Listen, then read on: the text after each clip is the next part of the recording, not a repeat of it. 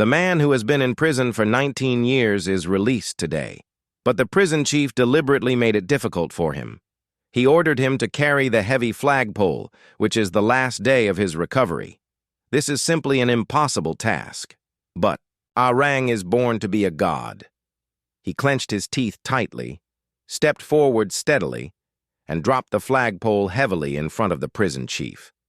The prison chief signed the release document wholeheartedly, but it was marked extremely dangerous. On it, Arang must report to the police on a regular basis, otherwise he will be arrested and imprisoned again. In the eyes of the prison chief, criminals are always criminals. He warned Arang to be careful after he was released. If he fell into his hands again, he would be worse off than dead. Arang was very angry. He just stole a small piece of bread for his almost starving nephew and was sentenced to 19 years in prison. He did not regain his life after being released from prison. That ID card proved to be a humiliating mark. Everyone despised him. Not a single boss was willing to hire him. Arang was like a street mouse, which could be beaten and expelled at will. This unfair incident made him suffer from cold jail and torture. In a cold night, Arang slept at the door of the church and was saved by a kind priest. The priest not only provided him with food, but also let him sleep on a warm bed. It's just that Arang no longer believed anyone. He took advantage of the priest's sleep and stole all the silverware. But Arang was soon arrested by the police. But the priest said these silverware were given to Arang by him and handed over the 2 candlesticks to him. He said, "You forgot to take the most precious thing."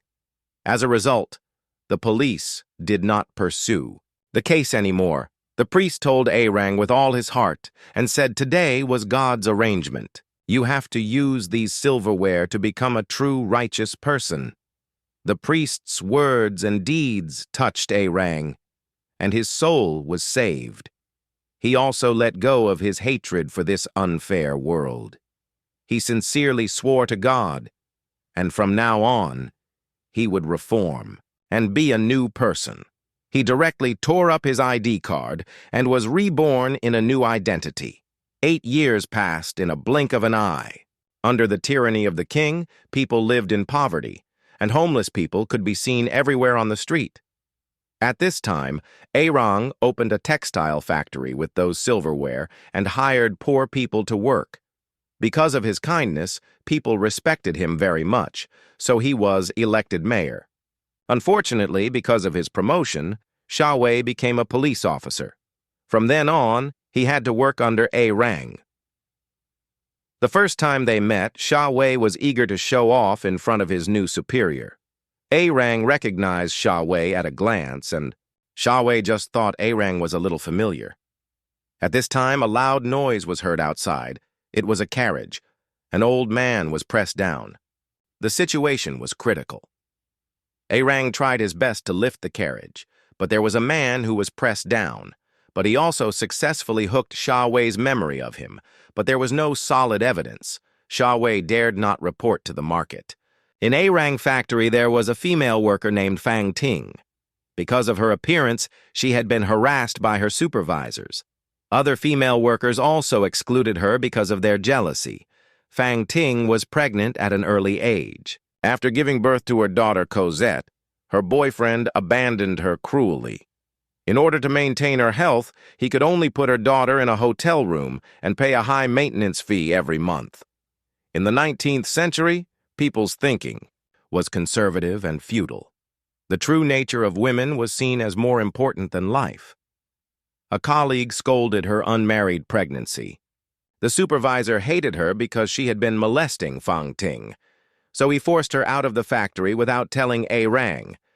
In order to pay for her daughter's maintenance fee, Fang Ting, who used to pay attention to her image, first sold a long hair that had always been proud of her. Then there were 2 beautiful eyebrows. He was embarrassed by his bald head, so he simply broke the jar and broke the brake. He lived a miserable life. Every night he suffered a painful life. But in order to send people away from home, this great mother was able to accept everything, gradually. But when a peeper molested her, It was still snowing in her clothes in the middle of winter. She was completely angry. She rushed up and grabbed the peeper's face. Shamelessly, the peeper called to patrol Sha Wei and accused Fang Ting of harassing her and then grabbed herself. After seeing the wound, Sha Wei recognized that the evidence was conclusive. Fang Ting begged Sha Wei like a wolf in a wolf's den. For the sake of his daughter who was arrested, he wanted to spare her. But Sha Wei, who had a heart of stone, still insisted. He recognized Fang Ting at a glance. He used to be a female worker in his own factory, so he confusedly asked her where she was from. Fang Ting helplessly said it was because the worker quit himself that he got to this state. After hearing this, Arang was very ashamed. He vowed to cut Fang Ting to pieces. In the name of God, he would be responsible for this matter to the end. Regardless of Sha Wei's obstruction, he insisted on sending Fang Ting to the hospital. A few days later, Sha Wei received a letter from the Paris Bureau of Investigation. It turned out that the first time he met the mayor, he had doubts. So he wrote a letter of accusation to the Bureau of Investigation. Now the reply says that the fugitive criminal Arang has been arrested. This made him very ashamed of his suspicion of the mayor. He took the initiative to go to the mayor's office to plead guilty. Arang did not blame him, but let him work in peace. But after Sha Wei left, Arang was in a painful decision. If he did not speak up, he would still be respected by others. He would still be the boss of a glamorous factory.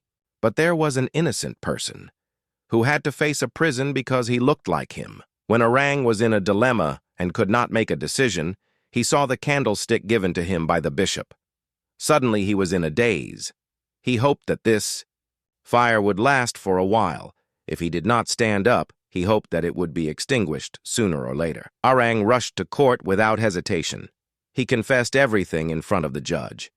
It proved that the person next to him was innocent. After that, he left the court in a hurry. On a slightly windy night, he successfully crossed the river again. At this time, Cosette was still tormented by the vicious couple. She just looked at the doll on the side of the road in the puddle. After a while, she fell on him. Her own child was playing around next to her. At this time, Arang finally found Cosette by the river. Facing the girl in front of him, he felt sorry for her. In the cold winter, the girl was only wearing a single dress. "Don't be afraid, little one. I'm not going to hurt you. Let me give you a hand with that." Under Arang's suggestion, he helped. Cosette lifted the water. The girl took him back to the hotel. "What do you mean by that?" "It's a funny book. I'll pay the price in your best room. 4 issues. Agreed. Let's see you next." The first time they met the hotel owner, the couple was like a mother and a daughter, but the customer was a secret. It was almost a black shop. He even treated Cosette as a low-class maid. After a while, the girl swept the floor and looked at Arang helplessly. Arang explained to the vicious woman that the child should have his own time to play. Oh, and some people should learn to mind their own business. Seeing that other people's children have toys, Arang went out and bought Cosette a doll. And in the face of his beloved gift, the girl turned around in fear and looked at the vicious woman. It's like waiting for his English. Then she took the gift carefully. Arang turned around and walked to the corner. He had been abused for a long time. He had made Cosette completely into a lover. The next morning, Cosette got up early to clean up. The vicious woman would scold him from time to time. This time, Arang took Cosette away. Let the vicious woman get married. What if I was to take her off your hand? What, you want to take the child? Yes, I do. A big deal came to the hall. The woman went to her husband in a hurry. Nadia, the man was still calm at first. He pretended to be reluctant. He made a very awkward look. The vicious woman has also been secretly looking at the progress of this negotiation. After a crazy test, the man finally proposed. Arang promised him without hesitation. Then he took Cosette away. After the vicious couple got the money, they were happy to stop him. But suddenly, the two realized that since Arang was not short of money, why not give him a little more? Then the man chased him back with a gun. Arang was taking Cosette to rest. By the roadside, The man found them in the traces. He was shamelessly like a robber. "Kylie, I'm going to miss you." "You already have. Not 1,500 francs. That's more than you deserve. My mother paid you well, and you treated her like an animal. You should be ashamed of yourself." Orang refused to add money. The man ran out of the gun and pointed at Orang. He thought he was a hero, but he obviously underestimated Orang, who was born to be powerful. He said he was here to ask for money, but it didn't seem to be over. Orang warned him not to keep pestering him, or he would break his head. In this way, the man turned around and ran away. The two of them also lived a quiet life for the time being and rented a house in the town. Here, Orang gave Cosette a carefree care. The little girl also felt for the first time that she could live without being scolded by others. But the quiet life of the father and daughter was soon broken. The old lady of the landlord questioned the relationship between the two. "And she is your granddaughter? Or are you looking for a family resemblance?" "No, she takes after her mother's side." And here, with the investigation, Sha Wei came to the hotel of the Dunedin couple. When he asked about Cosette's situation, the man said a bunch of nonsense again. Hearing this, Sha Wei asked who took Cosette away. But the man, who lied, pretended to be pitiful again. Then, in the morning, he hung himself on the gunpoint and goes off with a tight king, tiny little girl. But Sha Wei's words to him were obviously half-hearted. From the neighbor's mouth, he learned that his aunt sold Cosette. Sha Wei hated the person who committed adultery all his life. Then he sent someone to rob his uncle's house. The two remembered their half-life virtue and finally got a brave reward. And Sha Wei also came to the police station, and according to Orang's features, he quickly made a wanted portrait and then posted it on the streets. And when Orang went out, the landlord found Cosette alone and asked what the relationship between the two was. Although Cosette insisted that Orang was his father, he was nervous and made the landlord suspect Orang's identity again. At this time, Orang, who was going out, also found a wanted notice. The landlord's wife also came to the police station to report the case. Obviously, Orang had to leave here quickly. As expected, Sha Wei's group of people came here at the first time.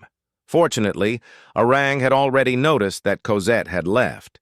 But the candle that had just been extinguished and the doll that was too late to bring showed that the two had not gone far. Sha Wei found Orang through the window and then chased her out to search for the couple who had run away. He ordered to block all the streets and must catch the old opponent. At this time, Orang was in a hurry and used a rope to temporarily escape. The pursuit of people. But soon, Sha Wei found Duan Yi and arrested Orang. It was just a matter of time. At this time, the couple came to a nursing home in a hurry. The hospital director urged Orang to leave. It was forbidden for men to leave. Here, Orang begged them to take Cosette and leave here by themselves. At this time, a nun recognized Orang. Orang told her that the girl in her arms was Fang Ping's daughter. It turned out that she was the nurse who took care of Fang Ping at that time. She explained to the hospital director that Orang was a kind person and had saved many poor people. In the middle of the conversation, Sha Wei's group of people came to the yard. In a hurry, the hospital director took them in and forcibly refused the request. "We answer to God here, sir, not to the Paris police."